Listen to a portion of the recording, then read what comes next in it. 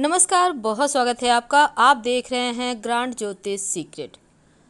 नवरात्र के दिनों में विशेष प्रयोग किए जाते हैं, तांत्रिक क्रियाएं भी की जाती है, लेकिन आज हम आपको बहुत सिंपल प्रयोग बताएंगे।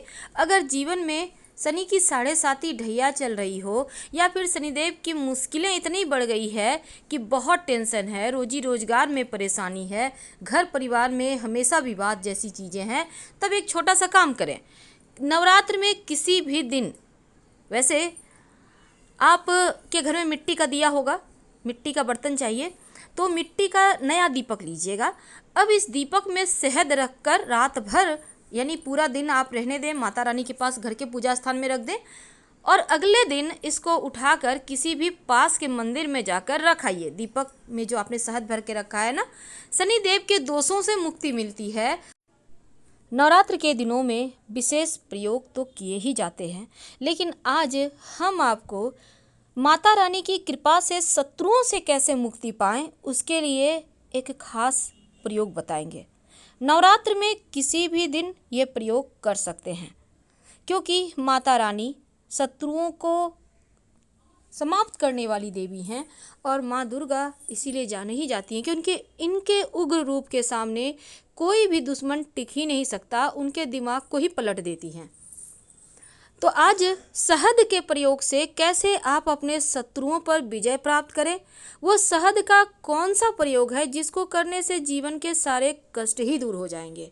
आज प्रयोग जारी है, अंत तक बने रहिए। एक बात याद रखिएगा, माता रानी को शहद का भोग भी लगाया जाता है। अगर आपके घर में चांदी की कटोरी है तो उसी में शहद का भोग लगाइए, नहीं तो मिट्टी के बर्तन में आप शहद का भोग लगा सकते हैं माता रानी को, और बाद में प्रसाद के रूप में खाइएगा। इससे क्या होगा, जीवन में कभी भी धन सुख चैन की कमी नहीं होगी, यानी दैव योग से कहीं ना कहीं से सब कुछ आता रहेगा और आपके पास अभाव नहीं होगा, तय समय पर सब कुछ आ जाएगा। तो शहद का भोग लगाइएगा जरूर माता रानी को, और मिट्टी या चांदी के बर्तन में, याद रखिएगा। बाकी के बर्तन मत यूज कीजिए। आप सोचिएगा कि मिट्टी का बर्तन कहाँ से लाएं। देखिए, आपके घर में मिट्टी का दीपक होगा नया वाला, तो आप उसी दीपक को आप यूज कर सकते हैं, कोई दिक्कत नहीं। और प्रसाद के रूप में खाना है। तो हम बात कर रहे हैं कि इस नवरात्र में कैसे दुश्मनों को शांत रखें। शहद का एक छोटा सा प्रयोग।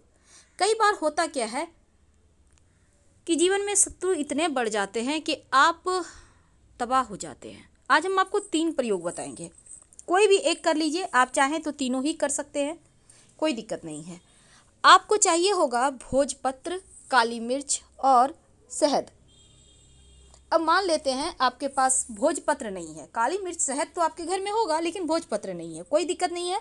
सादा कागज यानी सफ़ेद कागज ले लें। अब आपको चाहिए होगा लाल पेन या फिर सिंदूर से आप इसको लिख सकते हैं, कुमकुम, रोली, जो भी आपके पास है, लाल चंदन है उससे भी लिख लें। तो सफ़ेद कागज पर सबसे पहले अपने शत्रु का नाम लिखिए।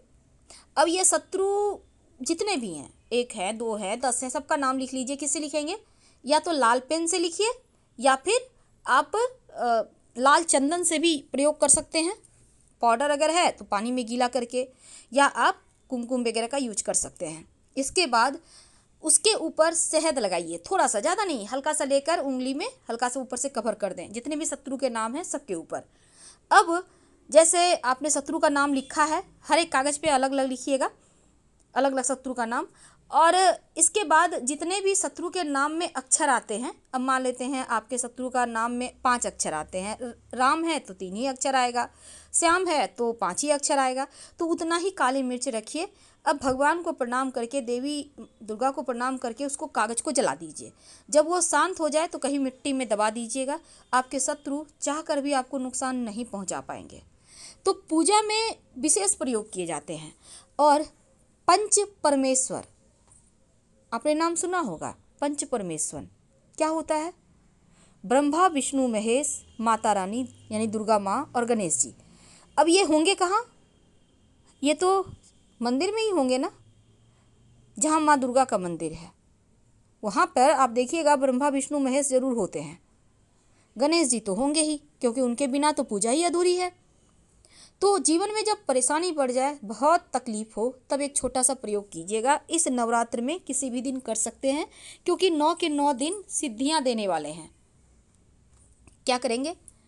सबसे पहले तो आपको काली मिर्च चाहिए 11 दाने। याद रखिए 11 दाने काली मिर्च। अगर माता रानी के मंदिर में शिवलिंग है तो वहाँ चले जाइएगा, नहीं तो शिव जी के मंदिर में चले जाइएगा, ये प्रयोग कर लीजिएगा। तो आपको चाहिए 11 दाने काली मिर्च और थोड़ा सा कच्चा दूध। कच्चा दूध मतलब जो बॉयल किया हुआ दूध नहीं है। अब इस दूध में काली मिर्च को कूट लें, पाउडर यूज नहीं करना है, ठीक है। इसको किसी भारी वस्तु से हल्का सा दबा दें, वो हो जाएगा चूर। अब इस पाउडर को आप दूध में डाल दें और प्रेम से ले जाकर शिवलिंग पर अर्पित कर दें। शिव जी से प्रार्थना करें, जो भी आपके शत्रु हैं प्रभु रक्षा कीजिए। दिल से आ जाइए, शिव जी से जुड़ जाइए, आपके जीवन के सारे कष्ट ही मिट जाएंगे। इसके बाद जब आप दूध में काली मिर्च डालकर शिवलिंग पर अर्पित करें, इसके बाद आप 1 लोटा जल जरूर अर्पित कीजिएगा। और ये नहीं कि जल लिया और एकदम से ढाल दिए, वैसे नहीं, धीरे धीरे पतली सी धारा गिराइए और नमः शिवाय का जप करते रहें, तब जाकर आपकी पूजा संपूर्ण होती है। और शिव जी से प्रार्थना कीजिए। अब शिव जी आपकी पुकार सुनेंगे। संभव हो तो 3 दिन लगातार जरूर कर लें ये प्रयोग।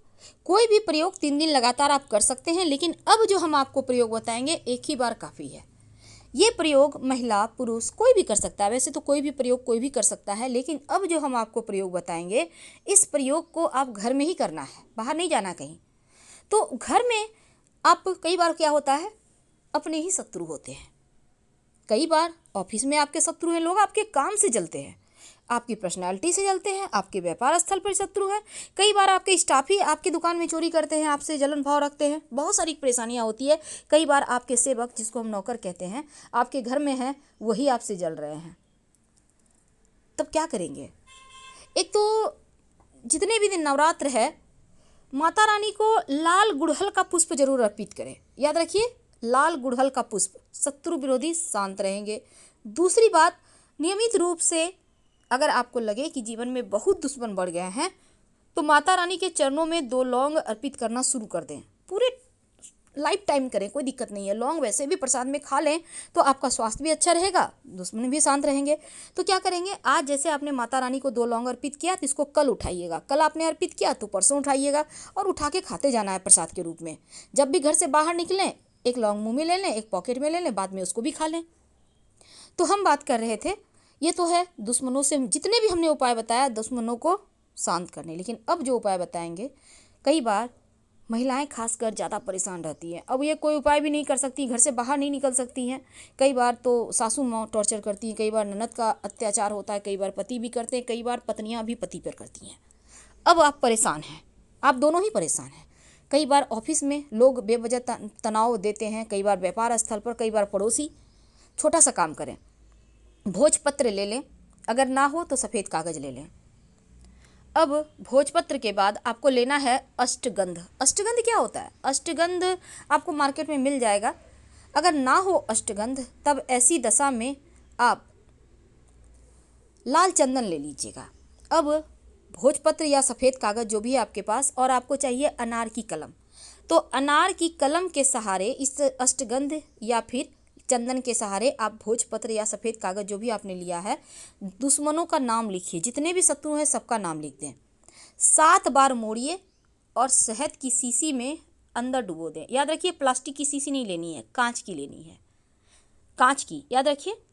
अब इसको एकदम अंदर डीप कर दें और ढक्कन लगा दें कस के। आप चाहें तो कहीं मिट्टी में दबा दें, या आप चाहें तो घर में ही कहीं पर छिपा कर रख दीजिए। और उसको कहीं साइड में ऐसे जगह रखिए कि बार बार उसको हिलाना डुलाना नहीं पड़े, वो पड़ा रहने दीजिए। आपके शत्रु दोबारा से कभी आपके सामने सर नहीं उठा पाएंगे। हम आपसे विदा लेते हैं। हर हर महादेव। धन्यवाद।